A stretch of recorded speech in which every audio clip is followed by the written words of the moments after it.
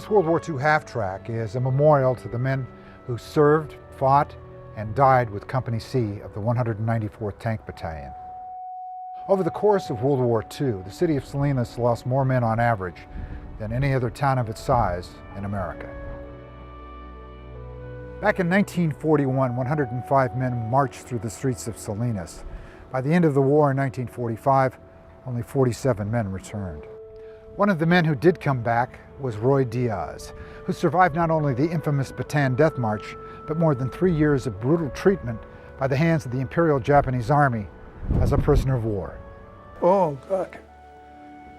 What a mess. The way I got it, there was a guy walking pretty fast, coming from the rear. I said, what the heck's all that shooting and everything? He said, for Christ's sake, he said, don't go down there because if you fall down, you're not going to get up no more. They're piling people up. He said, they either shoot them or cut their heads off. And that's the way it went. So I went, followed him up to the head of the line and headed the rest of them. But that was a mess. God. Roy Diaz is a retired 96-year-old farmer, but his story is as compelling as any novel or film you could ever imagine. The fact that he even survived the inhumane treatment by his Japanese guards during the Bataan Death March at the very beginning of World War II was just the first of several miracles. We didn't know it was coming off until they gave the orders to march out of there. We went up a gun darn hill up there, and geez, we look at there, there's a dead guy over here, another dead guy over here, you know. Phew. And finally made it up the top, then we started on the death march. We walked and walked and walked, and I never had nothing to eat for 10 days.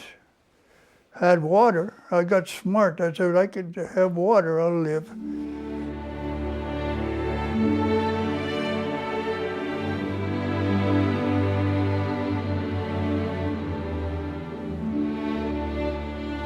Diaz grew up on the family farm in the hills above Salinas.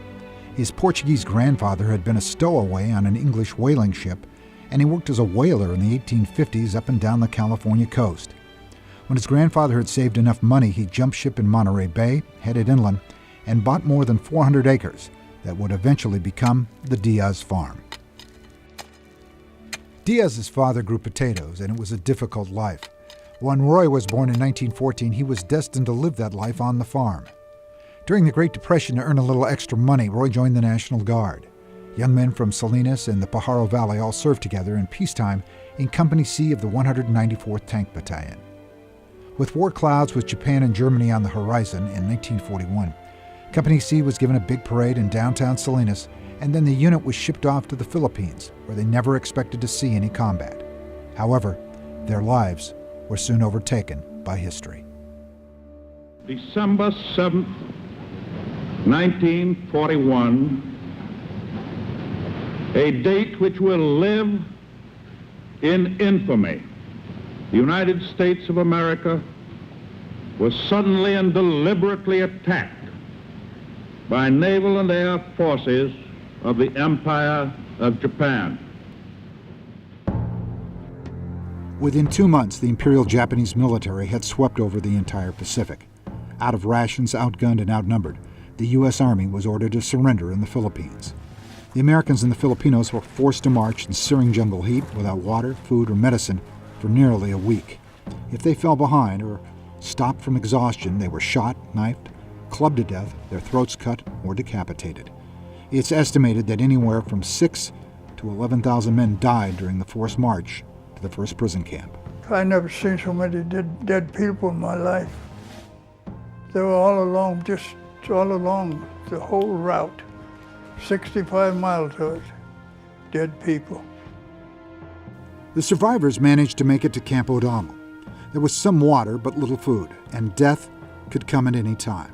I'm the third with my canteen, you know, and all of a sudden this Jap guard, he gets up here, I see the damn bayonet going right between this guy here, they come out the other side. Yeah, bloop, I don't know what he did it for. You didn't know what the heck was going to happen 1 minute to the other there. While other men died from disease, beating, starvation, or just gave up living, Diaz somehow managed to endure. He saw his friends die, his weight dropped to less than 90 pounds, and he was sent off to several other prison camps, but he still managed to hang on and maintain his will to live. Well, it's hard to describe. It's hard.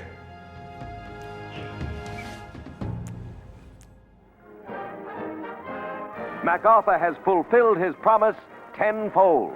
As the U.S. Navy and Army, led by General Douglas MacArthur, began recapturing territory in the Pacific, island by island, Diaz and other POWs were eventually shipped to Japan as slave laborers in a shipyard.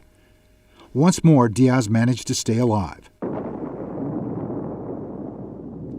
When atomic bombs were dropped on Hiroshima and Nagasaki in August 1945, Japan suddenly surrendered, and Diaz's guards fled.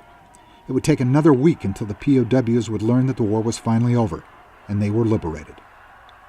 The men responsible for the treatment of the American prisoners were tried as war criminals, and a number of them were executed for war crimes. The war officially ended when the Japanese military surrendered aboard the USS Missouri in Tokyo Bay on September 2nd, 1945. We are gathered here to conclude a solemn agreement whereby peace may be restored. They eventually held another parade in the streets of Salinas when the 47 survivors of Company C made their way back home. Diaz returned to his farm, and he would struggle for years to put the past behind him. He eventually met a lovely hometown girl named Lorraine at the Salinas Rodeo, and they've been married for over 50 years. He still remembers the men he served with, but their ghosts sometimes drift away on the wind. Today, Roy Diaz grows a few grapes, and he has found peace once more on his hillside of his Salinas farm.